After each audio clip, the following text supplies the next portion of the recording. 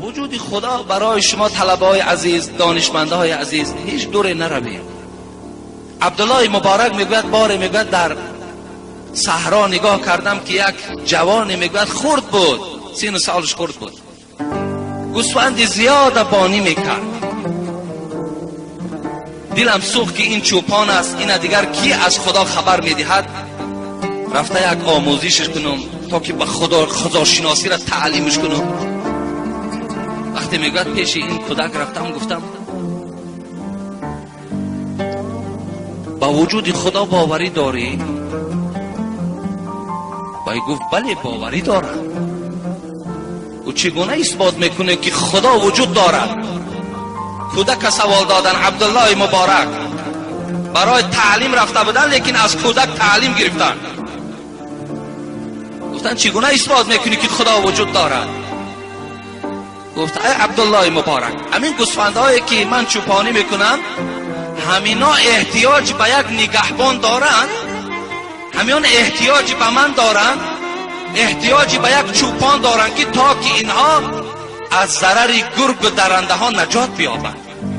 من اینها را نجات داده ایستادم، اینها محتاج بر من هستند. پس این مخلوقی که در روی دنیاست چگونه نگهبان نداشته باشد؟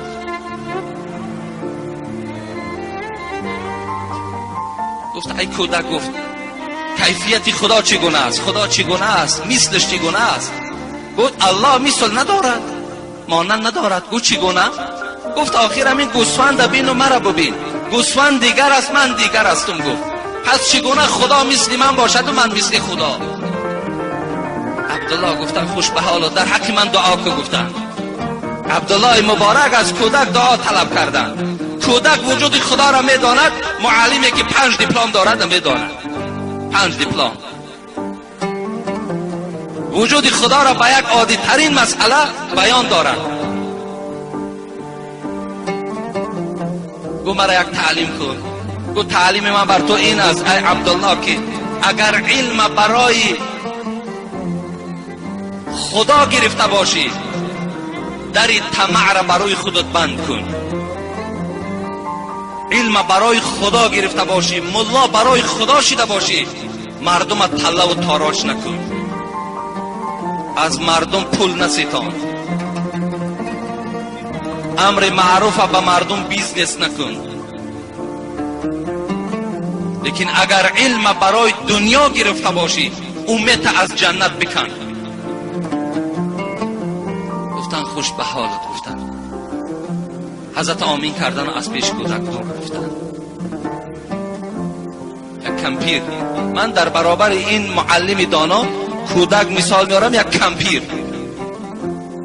میگوید یک چرخ ریسی داشت، چرخ میریست، رشته میبافت، چرخه میگوید. یک جوان آمد پرسید ای ماما، گفت وجود خدا را چگونه اثبات بکنی؟ وقتی چرخه دور نگشت، چرخه را از دستش دور کرد که چرخه باز ایستاد. گفت ای جوان، گفت همین چرخه، گفت احتیاج به تاب دادن من دارد، حرکت من دارد.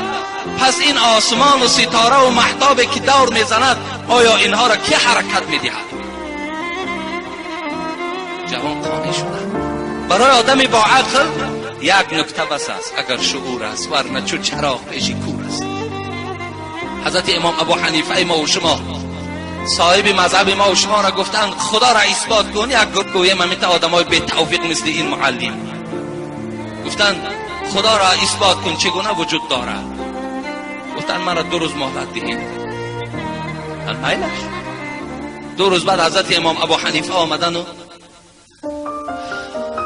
گفتن اثبات کن. تو چرا؟ گفت 2 روز مهلت گرفتی؟ گفت من در فکر یک کشتی بودم، یک کشتی که در بحر حرکت میکند، بی راننده رفته ایستاده است. من در فکر همون بودم که این کشتی بی راننده، بی شفیار گویم چه حرکت میکرده باشد. این به توفیقان گفتن گفتن خیلی به دانش بودی، 2 روز برای همین تحمل، برای همین فکر کردی که کشتی بی راننده چگونه حرکت میکند؟ تو نمیدانی که کشتی بیراننده حرکت نمیکند؟ گفت سری مقصد آمدی. مادام کشتی که بیراننده حرکت نکند، این دنیا را کی حرکت داده ایستاده است؟ این ستاره هایی که حرکت دارند، این ماهتاب و زمینی که گردش دارد حرکت دارد، اینها را کی حرکت داده ایستاده؟ ای بی سواد گفت.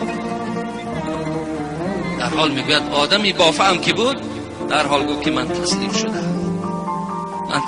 در حال اگر همین معلم از این مثال ها هم که اگر عبرت نگیرد، همین دلار، امروز دلار هم میدانیم همه ما و شما که در روی دنیا دوره های شوروی در پول سویتی از همه به آب رو بود. امروز در دنیا پولی به آب رو گوییم دلار است. در همین دلار چی نویسانده شده است؟ دولت امریکا، دولتی که امروز گویم پیشرفتش از همه دولت ها گذشته است. تمام تکنیک های روی دنیا را کشفیات دارد. دولتی پیشرفته، اقتصادش با قوت در تمام دنیا امروز راهبر است. همین پولی دلار در پس نویساندگی است. این گاد وی توریست. این در می شود گادش خداست. وی شکل مایان است در انگلیسی. مایان در وجود خدا باوری دارید. در پشت دلار کلان کلان نویسانده شده است ما در وجود خدا باوری داریم. اون که عالم ها با معلم هاش باور کردن، همین تو باور نکردی میلش آخی. آی دانشجوها غمگین شدن، من به خدا قسم پروای ندارم. برای چی؟ برای که پروردگار گفت و من کفر فإن الله غنی حمید. اگر روی دنیا که کافر شود، ای بنده های خدا ترس، پروا نکنه.